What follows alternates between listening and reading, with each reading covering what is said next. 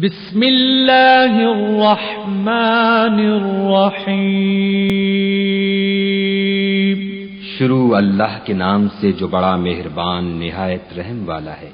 یا ایھا النبی اذا طلقتم النساء فطلقوهن لعدتهن واحصوا العدة واتقوا الله ربكم لا تخرجوهن من بيوتهن ولا يخرجن إلا أن يأتين بفاحشة مبينة وتلك حدود الله ومن يتعد حدود الله فقد ظلم نفسه لا تدري لعل الله يحدث بعد ذلك أمرا۔ اے پیغمبر صلی اللہ علیہ وآلہ وسلم، مسلمانوں سے کہہ دو کہ جب تم عورتوں کو طلاق دینے لگو تو ان کی عدت کے شروع میں طلاق دو اور عدت کا شمار رکھو، اور خدا سے جو تمہارا پروردگار ہے ڈرو۔ نہ تو تم ہی ان کو ایام عدت میں ان کے گھروں سے نکالو اور نہ وہ خود ہی نکلیں، ہاں اگر وہ صریح بے حیائی کریں تو نکال دینا چاہیے، اور یہ خدا کی حدیں ہیں، جو خدا کی حدوں سے تجاوز کرے گا وہ اپنے آپ پر ظلم کرے گا۔ اے طلاق دینے والے، تجھے کیا معلوم شاید خدا اس کے بعد کوئی رجعت کی سبیل پیدا کر دے۔ فَإِذَا بَلَغْنَ أَجَلَهُنَّ فَأَمْسِكُوهُنَّ بِمَعْرُوفٍ أَوْ فَارِقُوهُنَّ بِمَعْرُوفٍ وَأَشْهِدُوا ذَوَيْ عَدْلٍ مِّنكُمْ وَأَقِيمُوا الشَّهَادَةَ لِلَّهِ ذَلِكُمْ يُوعَظُ بِهِ مَن كَانَ يُؤْمِنُ بِاللَّهِ وَالْيَوْمِ الْآخِرِ وَمَن يَتَّقِ اللَّهَ يَجْعَل لَّهُ مَخْرَجًا۔ پھر جب وہ اپنی میعاد یعنی انقضاء عدت کے قریب پہنچ جائیں تو یا تو ان کو اچھی طرح سے زوجیت میں رہنے دو یا اچھی طرح سے علیحدہ کر دو، اور اپنے میں سے دو منصف مردوں کو گواہ کر لو، اور گواہو خدا کے لیے درست گواہی دینا۔ ان باتوں سے اس شخص کو نصیحت کی جاتی ہے جو خدا پر اور روز آخرت پر ایمان رکھتا ہے، اور جو کوئی خدا سے ڈرے گا وہ اس کے لیے رنج و محن سے مخلصی کی صورت پیدا کر دے گا۔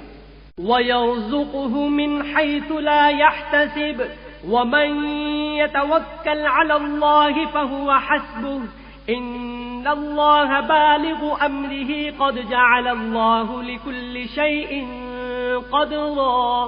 اور اس کو ایسی جگہ سے رزق دے گا جہاں سے وہم و گمان بھی نہ ہو، اور جو خدا پر بھروسہ رکھے گا تو وہ اس کو کفایت کرے گا۔ خدا اپنے کام کو جو وہ کرنا چاہتا ہے پورا کر دیتا ہے، خدا نے ہر چیز کا اندازہ مقرر کر رکھا ہے۔ واللائی یئسن من المحیض من نسائکم ان ارتبتم فعدتهن 3 اشہر واللائی لم يحضن وأولاة الأحمال أجلهن أن يضعن حملهن ومن يتق الله يجعل له من أمره يسرا۔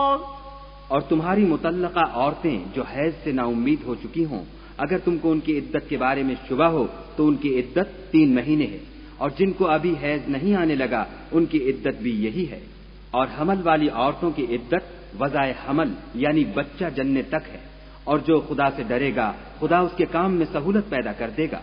ذَلِكَ أَمْرُ اللَّهِ أَنزَلَهُ إِلَيْكُمْ وَمَن يَتَّقِ اللَّهَ يُكَفِّرْ عَنْهُ سَيِّئَاتِهِ وَيُعْظِمْ لَهُ أَجْرًا۔ یہ خدا کے حکم ہیں جو خدا نے تم پر نازل کیے ہیں، اور جو خدا سے ڈرے گا وہ اس سے اس کے گناہ دور کر دے گا اور اسے اجر عظیم بخشے گا۔ اسکنوہن من حیث سکنتم من وجدکم ولا تضاروہن لتضیقوا علیہن وَإِن كُنَّ أُولَاتِ حَمْلٍ فَأَنفِقُوا عَلَيْهِنَّ حَتَّى يَضَعْنَ حَمْلَهُنَّ فَإِنْ أَرْضَعْنَ لَكُمْ فَآتُوهُنَّ أُجُورَهُنَّ وَأْتَمِرُوا بَيْنَكُمْ بِمَعْرُوفٍ وَإِن تعاثرتم فسترضع له أخرى. مطلقہ عورتوں کو ایام عدت میں اپنے مقدور کے مطابق وہیں رکھو جہاں خود رہتے ہو، اور ان کو تنگ کرنے کے لیے تکلیف نہ دو، اور اگر حمل سے ہوں تو بچہ جننے تک ان کا خرچ دیتے رہو. پھر اگر وہ بچے کو تمہارے کہنے سے دودھ پلائیں تو ان کو ان کی اجرت دو، اور بچے کے بارے میں پسندیدہ طریق سے موافقت رکھو.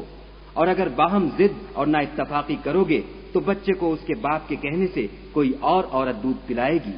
لينفق ذو سعة من سعته ومن قدر عليه رزقه فلينفق مما آتاه الله لا يكلف الله نفسا إلا ما آتاها سيجعل الله بعد عسر يسرا. صاحب وسعت کو اپنی وسعت کے مطابق خرچ کرنا چاہیے، اور جس کے رزق میں تنگی ہو وہ جتنا خدا نے اس کو دیا ہے اس کے موافق خرچ کرے. خدا کسی کو تکلیف نہیں دیتا مگر اسی کے مطابق جو اس کو دیا ہے، اور خدا ان قریب تنگی کے بعد کشائش بخشے گا.